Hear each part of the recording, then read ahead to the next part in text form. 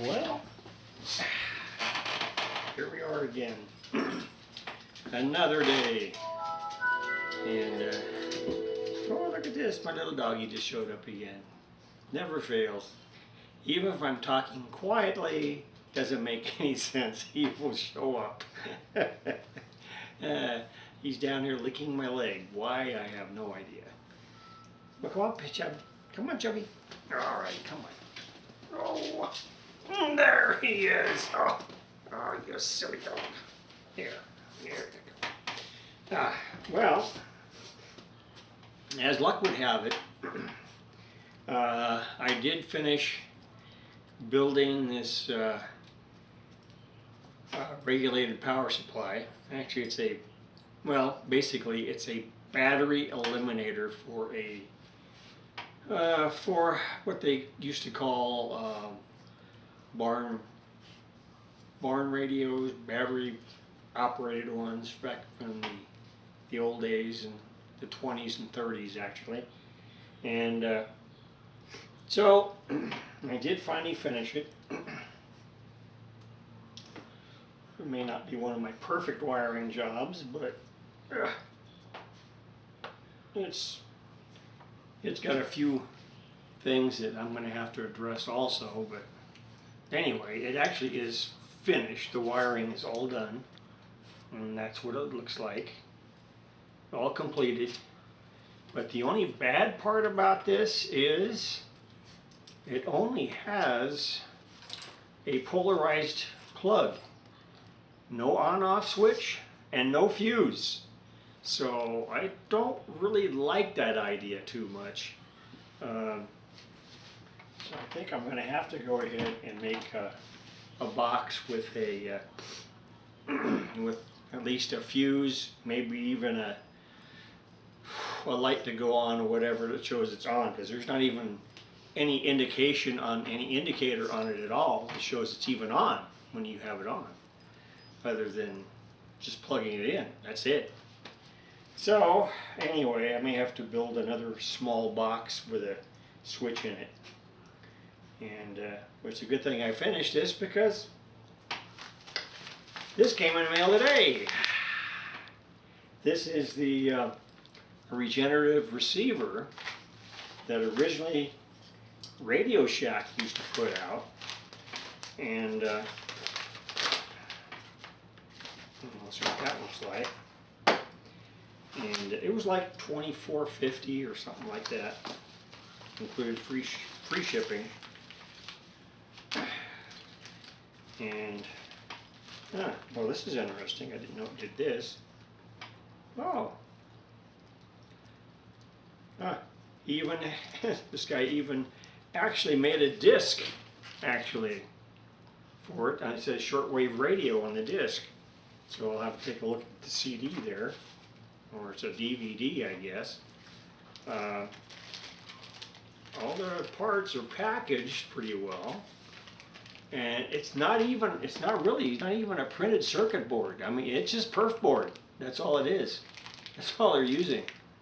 And according to this, there are a lot of parts on that. There's a ton of them in there. So just separating everything out is going to take a while. So let's see what we got here. And they have packed the instructions in. And, okay, straight from Pirate Pete Electronics. That's where this is from. And that's their diagram they have for putting this thing together. So that's what I'm going to have to go by. So this is going to be interesting. It's going to be all point-to-point wiring on this small perf board. So yeah, this is going to be an interesting job to go through this. Okay.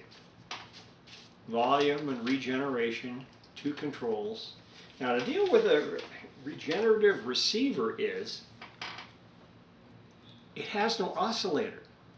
And actually, they came out, they were actually making these things before, well, probably back in the 20s and 30s. But what they actually did was during World War II, because an oscillator would give away their position, they had to use regenerative receivers because they had no oscillator. So with no oscillator, they couldn't, they wouldn't be able to find them as easy as a radio signal. So that's why a lot of these regenerative receivers, you find a lot of those were made and used during World War II. So just another little tidbit for you there. In fact, my brother has, well, he's got quite a few of them now. I think he has like 4 different ones right now. They're all regenerative receivers. And actually he uses that when he's transmitting now. He uses his SDR transmitter he made. It's actually a transceiver, but he uses the transmitter part of it. And then he uses the regenerative receivers because they actually have less noise than a regular receiver would. So, go figure. So anyway, yeah, so it looks like I got my work cut out for me here. Again, probably bit off more than I can chew again, but oh well. You never learn anything unless you're doing it anyway. So you learn by doing, and basically that's it. I mean, the main thing is you're learning to do something that you don't normally do. So, I mean, it's the same thing with working on anything, guns or whatever it happens to be, radios, you name it.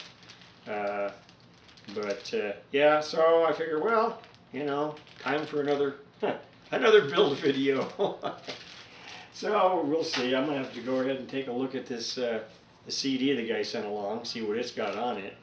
But it just says SW for shortwave radio, and that's it. So it is a DVD-R. So we will see what this has on it. So it'll be something anyhow. So anyway, that's what I got for you today. Well, I am probably going to go ahead and I'll go back and test out this other power supply on another video, and we'll see what kind of voltages I get on it. It does have, well, it's got a lot of different voltages on it, but like 135, 90, 67, 45, 22, and then it has A minus, A plus, C, and C plus.